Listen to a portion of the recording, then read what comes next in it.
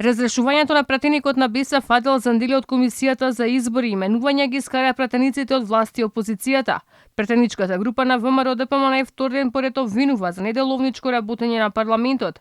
Бараат одговор каде исчезнале 400 амандмани кои се однесуваа на одлуката за разрешување на Зандили, иако собранискиот спикер Џафери усно веќе им кажал дека ќе бидат одбиени.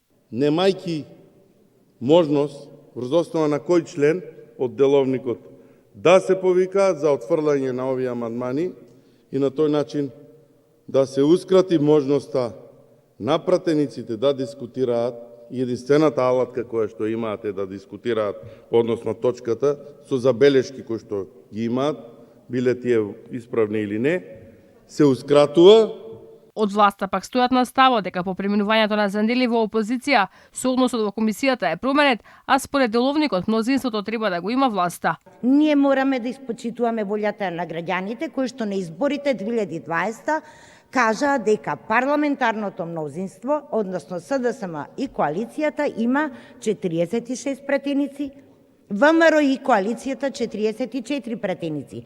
Според формулата која што не е измислена сега, јасно е каков треба да биде соодносот во сите работни тела. И точно е. Собранискиот спикер Талат Џафери пак во рок од 10 дена минува ставови како ќе постапува во ваква ситуација кога работата на собранието е практично закучена. Ако правоубедуваше дека не може да го погазува деловникот и без да помине одлуката за разрешување на Зандили на комисија, не може да ја стави на седница, вчера целосно се демонтираше. Точката беше ставена како прва на дневен ред без комисијска расправа. Дали разбирате, на пленарка треба да дојде комисијата? Која сила некој замислува, измислува сила на пленарна седница?